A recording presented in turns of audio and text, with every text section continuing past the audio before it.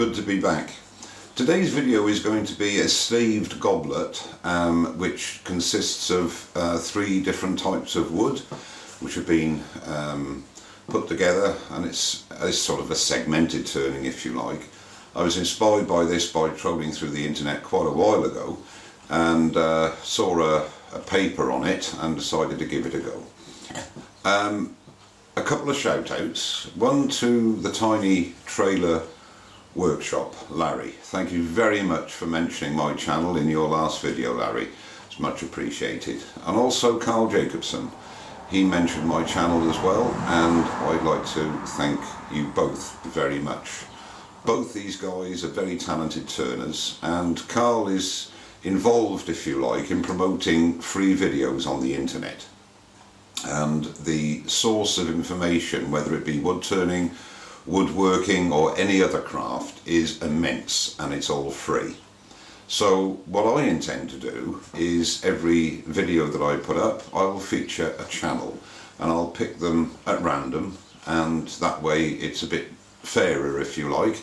And I'll start off, as I say, with Carl Jacobson from the United States and Larry from the Tiny Trailer Workshop. I'll put links in the description below. Visit their channels. There's an awful lot to learn from them, and they are very experienced and talented turners. Then I would also like to thank my subscribers yet again, fastly approaching the 10,000 mark, which is absolutely mind-blowing. And now I'm up with power, and the garage is back to normal, or the workshop is back to normal. We can get turning. I intend to show you the process that I used and take you through it, so it'll be a little bit long-winded before we actually get to the goblet itself. I haven't turned one before. I've done some experimentation with laminating thin strips of wood and how they turn, and it'll be interesting to see. If it doesn't work out as I wanted, I'll still post the video, as I always say, because at least the idea will be there and you can employ your own techniques to get it perfect. So without further ado, we'll start this this staved or segmented goblet video. I'll see you in a minute.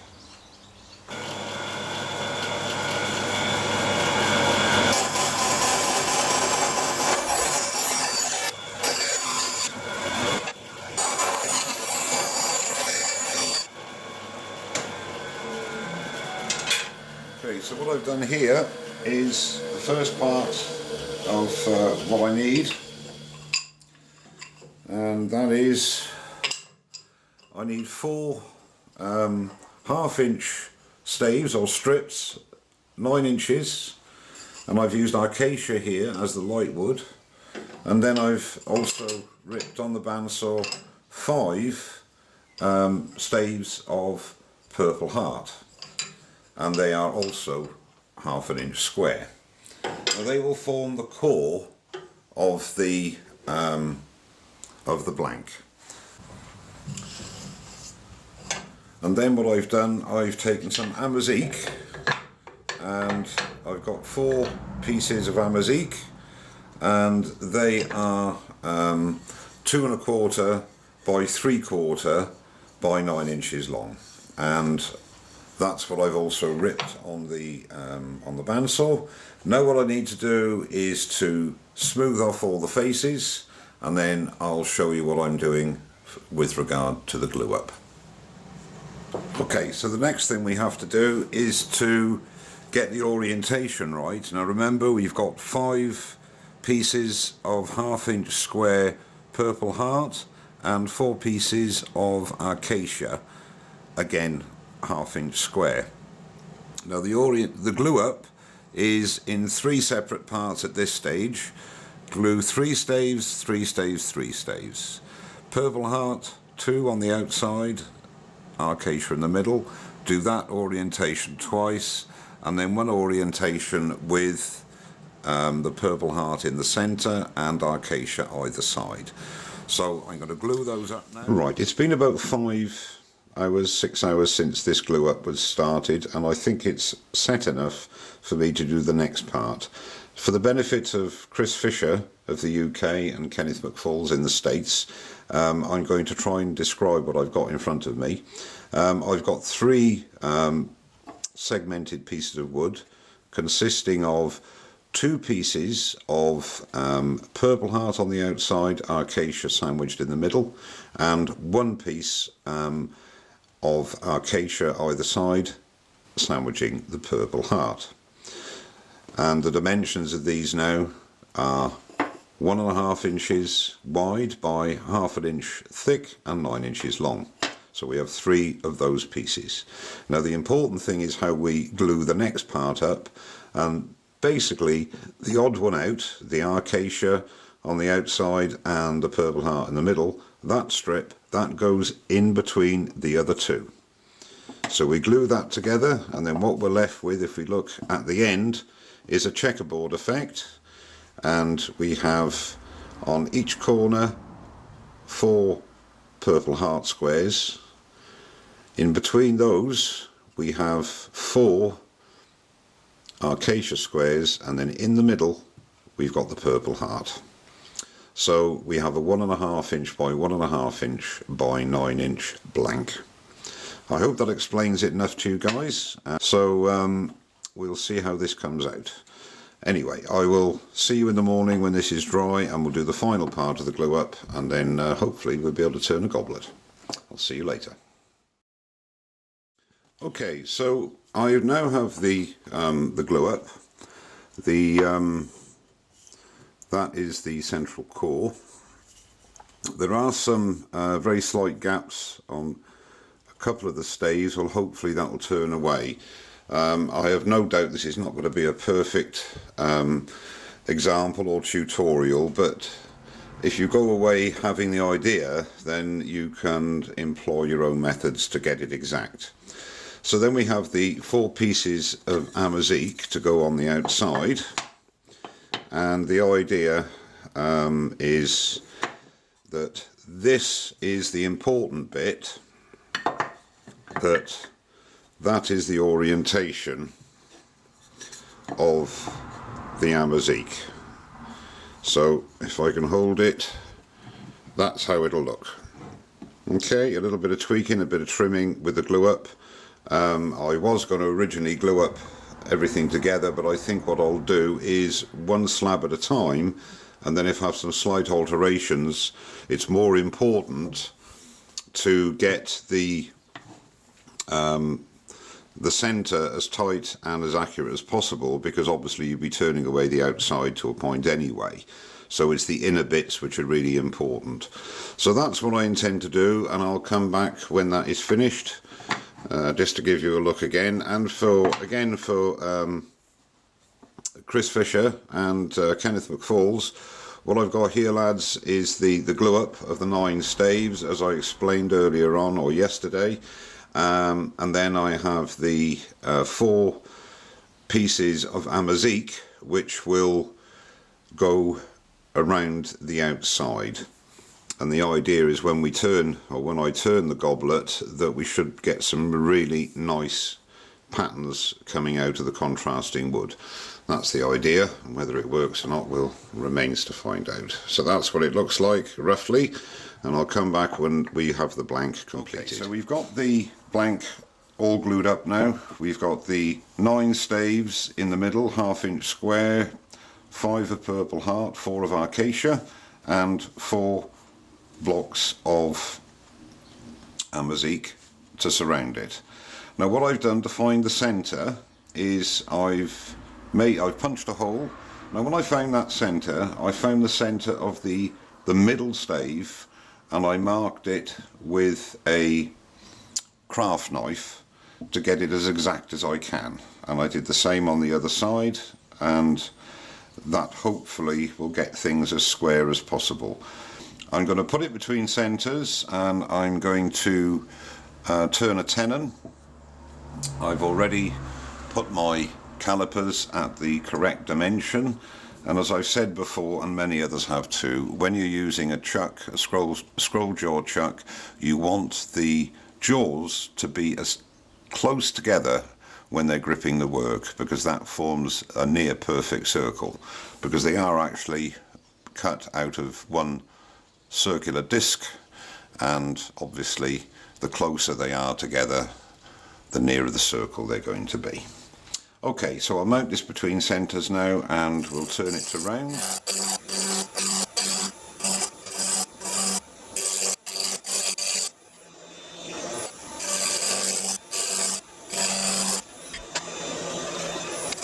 Okay, we've now got it in the chuck, in the 4-jaw chuck, and as you can see, there is a very small gap there, so it's a nice firm hold. We'll keep the tailstock up just for a bit of extra support, just until I shape the cup. I tend to work the rule of thirds, so approximately the goblet bowl will be there, sort of about there-ish, I would think, because I want to see how the pattern comes out.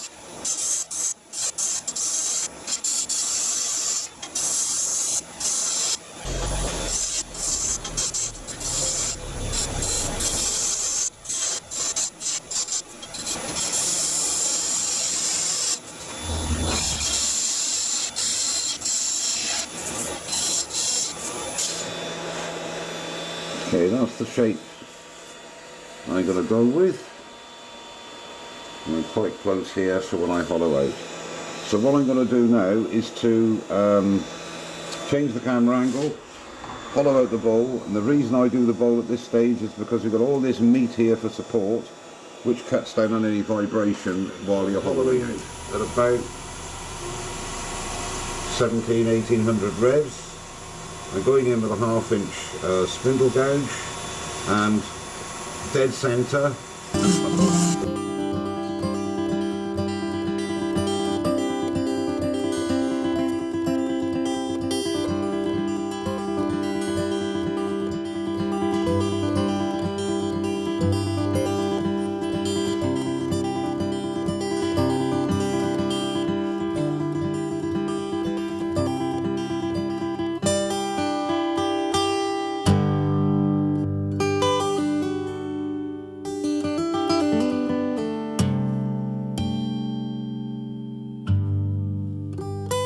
So now I'm going to sand up the inside, and I'll sand that up to 600 grit, and then I'll put sanding sealer mix, which is a mix of cellulose thinners and cellulose sanding sealer, and I do that 3 to 1, 3 of sealer to 1 of thinners. 2 coats of that, denib it with wire wool, 0000 wire wool, and then 2 coats of wood wax 22.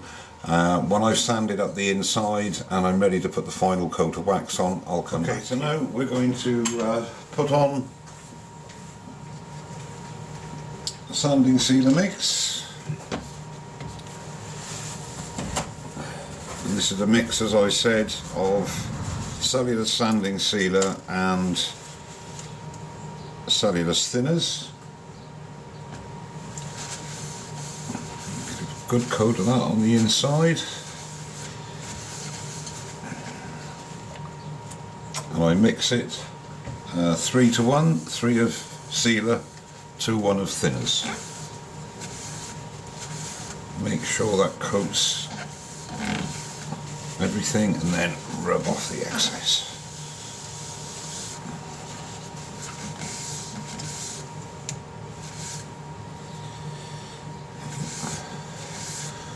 Now I've left the rim a little thicker than I would normally like, but it's because of the glue up. Well, that's my excuse, and hopefully it'll all stay together.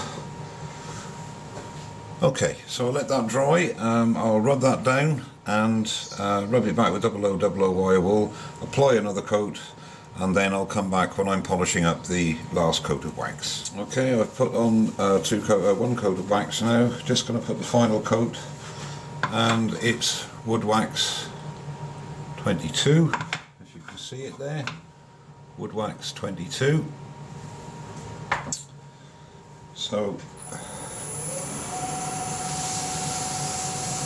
Starting off at about 1200 revs, with a nice coating.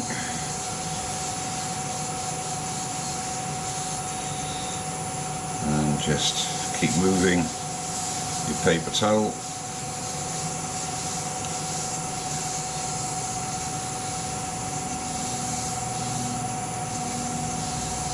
To get the nice luster.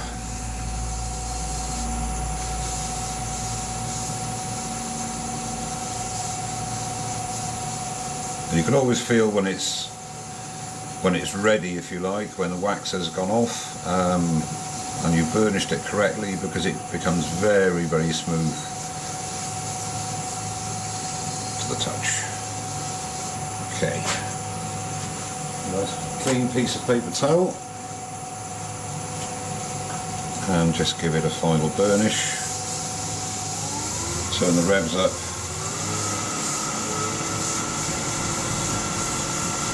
2000 revs, no great pressure needed, let the lathe and the paper towel do the work.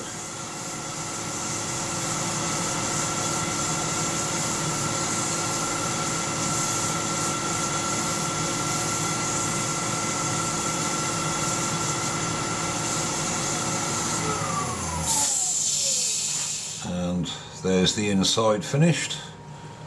And looks rather nice. Okay, so I've got it set up with a tennis ball for a bit of support. Not too much pressure, just to give you that bit of support. And we'll turn the goblet now, and I'll be stopping quite frequently to see what sort of pattern comes out with the staves.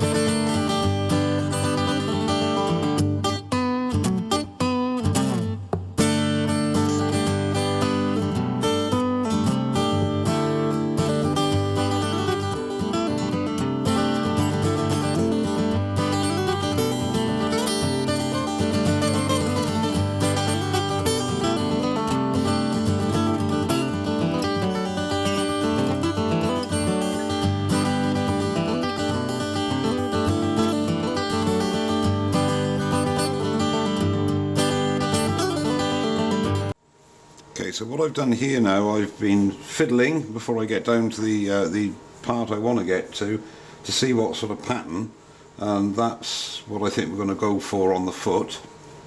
So I'll just carry on removing the wood now till I get to the bottom, and then we'll finish it off, and then I'll sand it and finish it.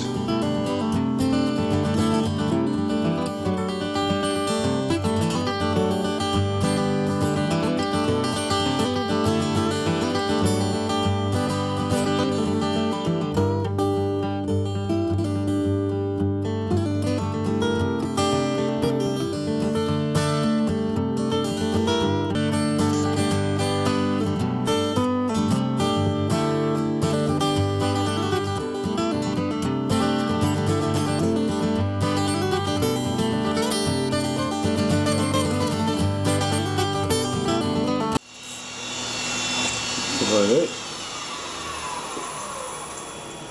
And if you stand back and have a look, yeah, I think that's just about right. So I'll go in now with the thin parting tool to get the width, the thickness of the foot, and then as far as turning is concerned, we're finished. It just remains to sand up and finish the goblet.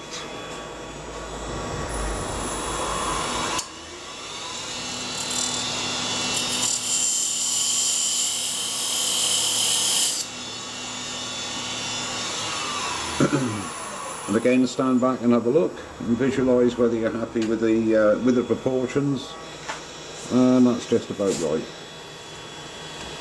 Yeah, rather pleased with that.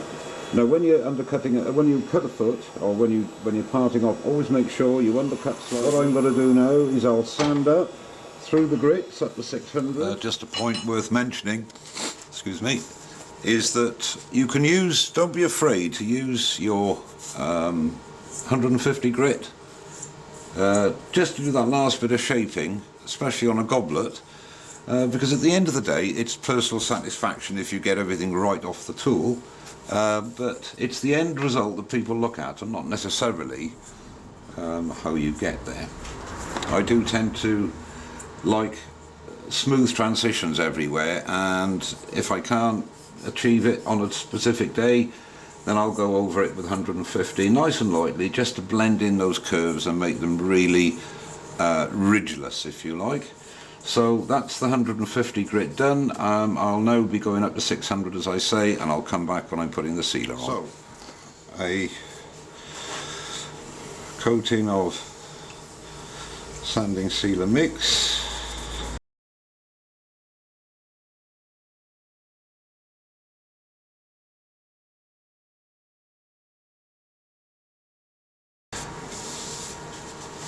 Okay, let that dry and then I'll rub that down, just denib that and put one more coat on, and I'll come back to you when I'm putting the final coat of wax on. Last coat of wax now, and it's taking it rather well. So, not too much, and turn him on, just rub the wax in. Because this is not quite as delicate as my normal goblets, it's a bit of a stubby goblet, I'm not too worried about it flexing, he says, as it flies off the lathe. And when you're doing any sort of finishing, be always very careful, because I've done it many times, so you catch your nail on there and then it gives a nasty groove, so you've got to take it all off and start again. So we don't want to do that if we can help it. Just keep moving the towel around to burnish it, and that feels as slick as glass now, which tells me that the wax has gone off or has evenly coated the wood.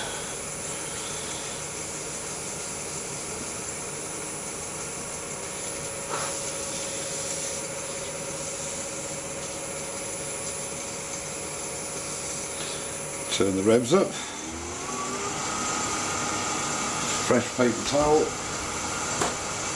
and the final burnish, and then we'll part off and the job is done.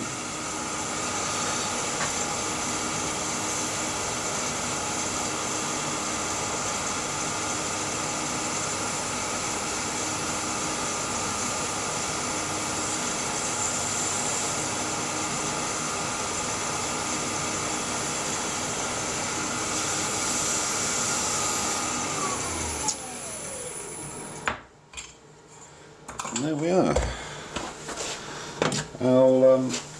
Now we've got to part him off, and as I say, always remember when you're parting off a goblet, or indeed anything that's going to sit on a surface, make sure, let's get that out of the way, make sure that you undercut it so it sits on the edges nice and stable. Now I'm going to have to put the light on again so I can see what I'm cutting, so you have to excuse that.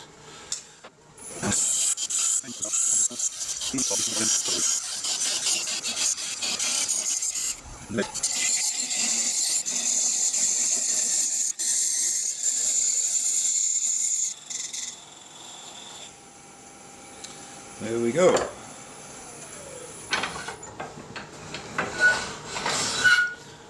Job done. And there's our staved goblet. Let's turn that light off. There's our staved goblet. Goblet. Oh, Obviously take that little nub off there, and I'll palm sand the underneath, because that is a nice pattern as well. So I think it's come out rather well. What's that there? A little bit of a mark on there, that's gone. I'll put some photographs up at the end. Thank you very much for watching, and don't forget to subscribe. Cheers now.